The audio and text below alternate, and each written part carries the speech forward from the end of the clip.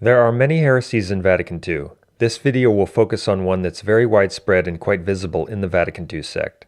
As our material proves, the Vatican II sect is not the Catholic Church, but the prophesied end times counter-church.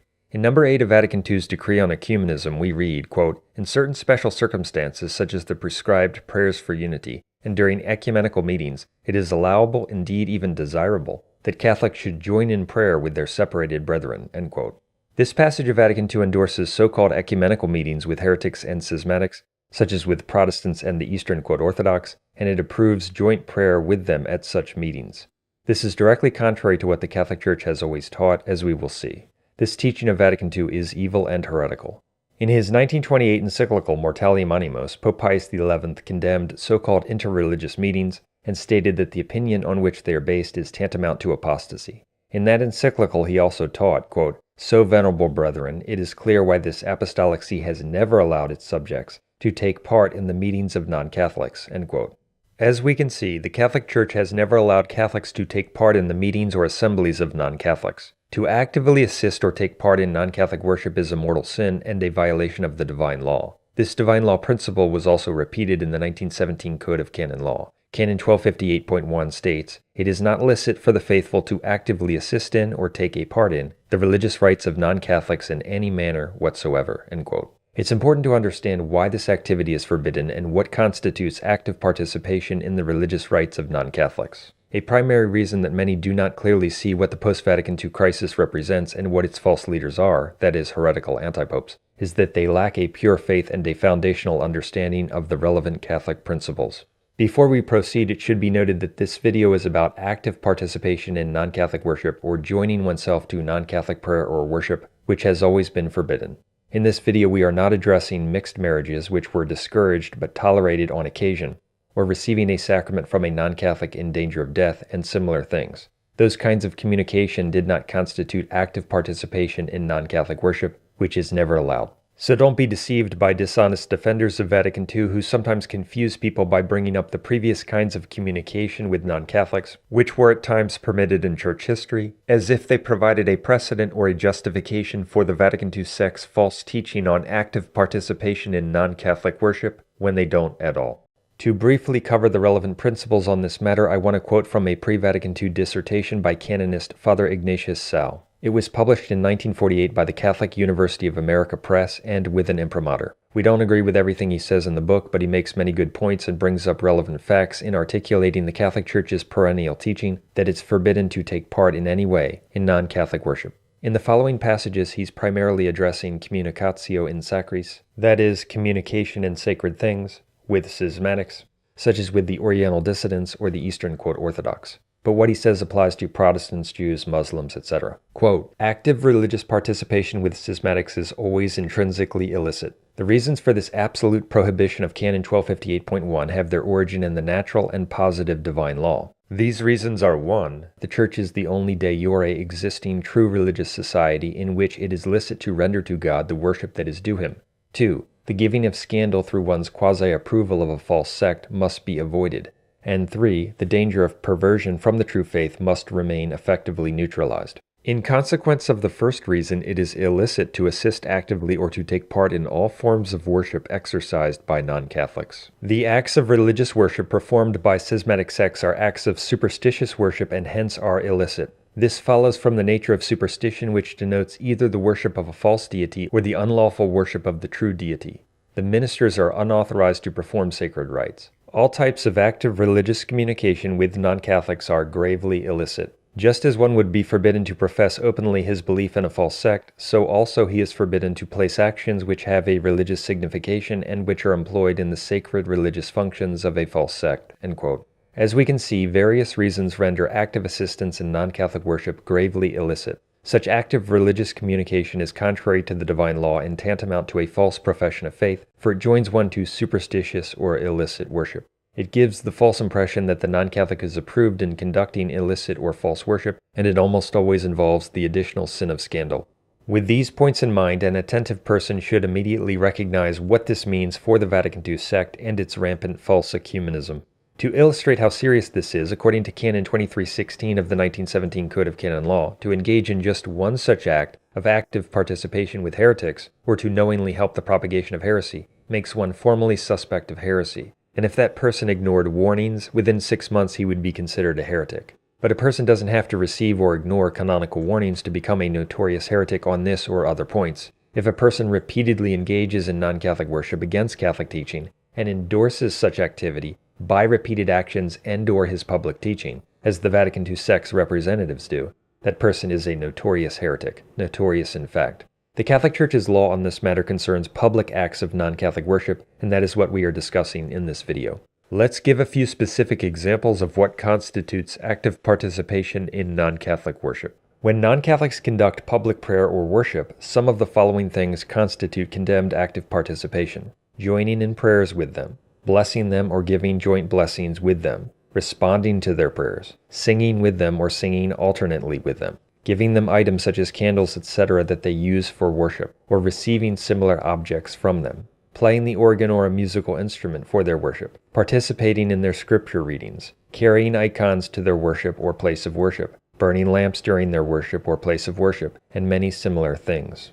All of these things have been condemned by the Church. There are so many responses from Roman congregations forbidding all such activities that if one were to cite them all, this video would become very long. I will simply quote a few passages from Father Ignatius Sal about a few of these statements so that people get a feel for how active participation in non-Catholic prayers or worship was condemned. Quote, "In the Acts of the Sacred Congregation for the Propagation of the Faith of 1769 is also found an exhortation which called upon the bishops to prohibit their priests and the faithful from communicating with schismatics in their prayers. The exhortation stated that this prohibition had been decreed by all the sacred councils.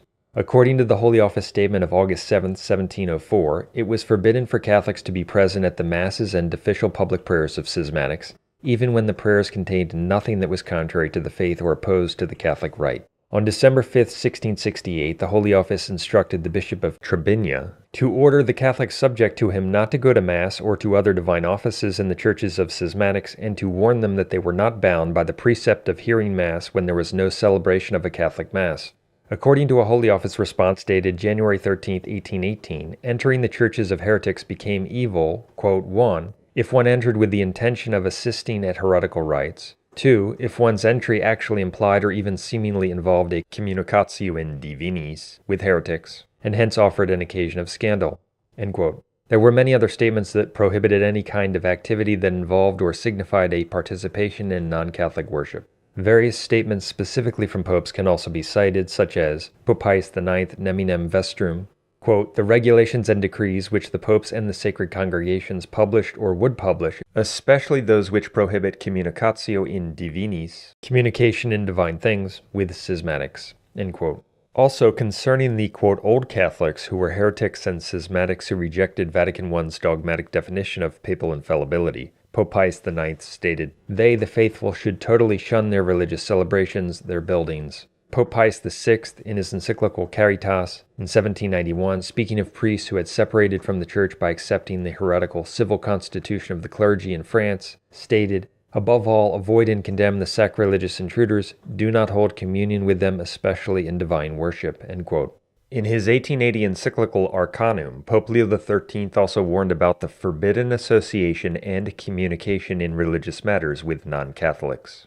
Now, the passage from Vatican II which we cited approves active participation in non-Catholic worship, which the Catholic Church totally condemns, as we've seen, because the passage is about joining in prayers with non-Catholics during so-called ecumenical meetings, at which non-Catholics conduct public prayer and worship according to their non-Catholic rites and sects. Thus, Vatican II's teaching is indefensible, evil, and heretical. It laid the foundation for the serial false ecumenism that is embraced, taught, and exemplified by the Vatican II antipopes and in, quote, dioceses all over the world. In short, the points we are covering prove that Vatican II's false ecumenism is notorious heresy, and anyone who defends it is a heretic and a false teacher who leads people into mortal sin. Vatican II's false teaching on joint prayer and worship with non-Catholics was endorsed by many subsequent statements of the antipopes, including Antipope John Paul II's New Catechism, paragraph 1399, his first encyclical Redemptor Hominis No. 6, his encyclical Ut Unum Sint No. 21 and following, the Directory for the Application of Principles and Norms on Ecumenism, and much more. In Ut Unum Sint, Antipope John Paul II goes on and on recommending and teaching the very thing that the Catholic Church has always condemned, namely joint worship with non-Catholics. The Directory for the Application of Principles and Norms on Ecumenism, promulgated in 1993 by John Paul II and the Council for Promoting Christian Unity, is one of the most astounding documents that the Vatican II Counterchurch has produced. It's essentially a manual for how to commit sins against the faith. It explicitly recommends the very actions that were specifically condemned by the Church. In number 118, the Directory says that Catholics who attend non-Catholic churches are encouraged to take part in the psalms, responses, hymns, and common actions of the Church in which they are guests. As we've seen, this is condemned by Catholic teaching. In number 50C, it encourages Catholic religious to organize meetings among Protestants of various churches for liturgical prayer, for recollection, and spiritual exercises. This is condemned by Catholic teaching. There are many other things we could cite, including how the Directory discourages Catholics from proselytizing non-Catholics. Concerning this notoriously heretical Directory of Sin, Antipope John Paul II stated in Ut Unum Sint, "The Directory for the Application of Principles and Norms on Ecumenism, issued with my approval by the Pontifical Council for Promoting Christian Unity." This heretical Directory on Ecumenism, approved by Antipope John Paul II and the Council for Promoting Christian Unity, also makes it clear that it is implementing the teaching and principles of Vatican II. It's also interesting that when in Mortali Manimos, Pope Pius XI says that the Apostolic See has never allowed its subjects to take part in the meetings of non-Catholics, he uses the Latin word conventibus, which means meetings, assemblies, or gatherings. Well, in directly contradicting Pius XI's teaching, Vatican II uses the exact same word, conventibus, when it approved and recommended joint prayer at such meetings. There are so many examples, perhaps thousands, of the Vatican II sect's antipopes and its apostate so-called bishops and priests engaging in false ecumenism and condemned active participation in non-Catholic worship that it would take far too long to cover even a significant portion of them in this video. It's a regular occurrence in the Vatican II Counterchurch. We have documented many of these incidents in our book, videos, and articles over the years. However, I want to focus on just a few examples from Antipope John Paul II, Antipope Benedict XVI, and Antipope Francis. You will find much more on each of the antipopes in our material. In 1982, Antipope John Paul II took part in a joint service with the Anglican Archbishop of Canterbury in Canterbury Cathedral. He and the notoriously heretical Anglican prayed together, prayed at the altar together, and even gave a, quote, joint blessing. That is a public mortal sin and an expression of heresy. In 1999, John Paul II went to Romania and took active part in the, quote, Orthodox liturgy with Teoctist. That is a mortal sin and an expression of heresy. He met with Teoctist on various occasions and signed a joint declaration with him. In 1999, Teoctist also revealed that John Paul II gave him a donation for the construction of a cathedral, which turned out to be $100,000. In 2018, Francis did something similar, contributing 100,000 euros toward the first Orthodox monastery in Austria. Interestingly, on January 29, 1828, the Sacred Congregation for the Propagation of the Faith declared it illicit to give alms for a schismatic church. In 1983, John Paul II went to a Lutheran church to commemorate the 500th anniversary of the birth of the heretic Martin Luther. While there, he and the Lutheran, quote, pastor prayed together before the altar, quote, blessed the congregation simultaneously, and together intoned a creed. That is a public mortal sin and an expression of heresy. We could go on and on with other examples of John Paul II's active participation in non-Catholic worship with regard to heretics and schismatics, but he did it with pagans, Jews, and Muslims as well. On April 13, 1986, John Paul II went to the Roman synagogue, took active part in the Jewish ceremony, and bowed his head as the Jews prayed for the coming of their, quote, Messiah. That's an act of apostasy.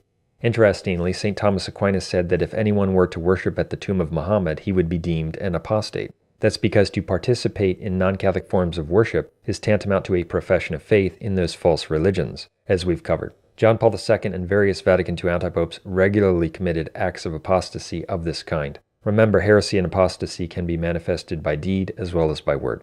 John Paul II would frequently receive, quote, blessings from pagans. On August 8, 1985, John Paul II prayed with African animists, witch doctors. That's apostasy. In Africa on February 4, 1993, Channing girls treated John Paul II to a trance-inducing voodoo dance. John Paul II also organized the Assisi events and took active part in them. By organizing the Assisi events and by his active participation in them, John Paul II actually joined himself to the false worship of all the different religions at Assisi. It was a public mortal sin of the highest order and an expression of apostasy. John Paul II's career was characterized by indifferentism and participation in false forms of worship. Of course, such a public heretic and a public mortal sinner could not be a Catholic pope, let alone a saint. That's one reason that the veneration of his image, by means of his invalid and false canonization, is mentioned in the Apocalypse, as our material covers. When deceived members of the Vatican II counterchurch accept the notoriously wicked apostate anti-Pope John Paul II as a saint, a man whose career was characterized by indifferentism, public mortal sins against the faith, and participation in false religious worship, they become implicated in his sins.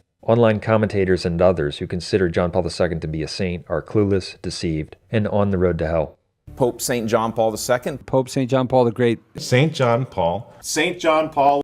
I'm not questioning his personal holiness. St. John Paul II. St. John Paul II. Of course, St. John Paul II. It's a term given to these teachings of St. John Paul the Great. Two of the great saints of our times are St. Padre Pio and St. John Paul II. Pope St. John Paul II. We could cover much more from anti-Pope John Paul II, but let's move on to Benedict XVI. Benedict XVI frequently took part in non-Catholic worship. On August 19, 2005, he took active part in a Jewish service in a synagogue in Cologne, Germany.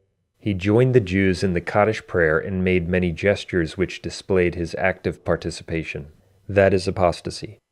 On November 30, 2006, Benedict XVI prayed like Muslims toward Mecca in the Blue Mosque in Turkey.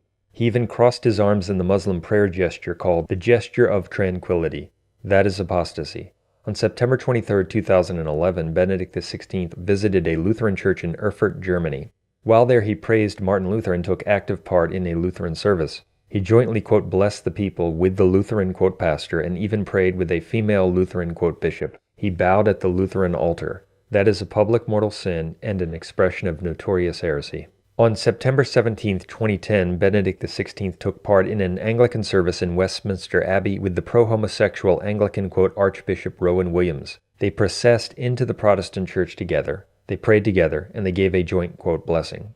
That is a manifestation of a false religion. Benedict XVI held his own abominable Assisi event in 2011. He not only took active part in that event of apostasy, but as the host and organizer he thereby joined himself to the false worship of all the pagans, heretics, etc., who conducted false worship at that event. We could give many other examples of Benedict XVI's mortally sinful participation in false worship. It's not only something he did often, it's something he explicitly approved with his words. On January 18, 2008, in an address to a Finnish ecumenical delegation, Benedict XVI praised joint prayer between Lutherans and, quote, Catholics, and stated that this is the royal door of ecumenism. So the activity that the Catholic Church has always condemned as gravely sinful, Benedict XVI says is the path to follow. He is a notorious heretic. False traditionalists who think that the notorious heretic Benedict XVI was conservative or is the true pope are very deceived. He was an apostate anti-pope. For more on him, see our video, The Heresies of Benedict XVI, and our articles on his heresies, based on research of 30 of his books and all of his speeches.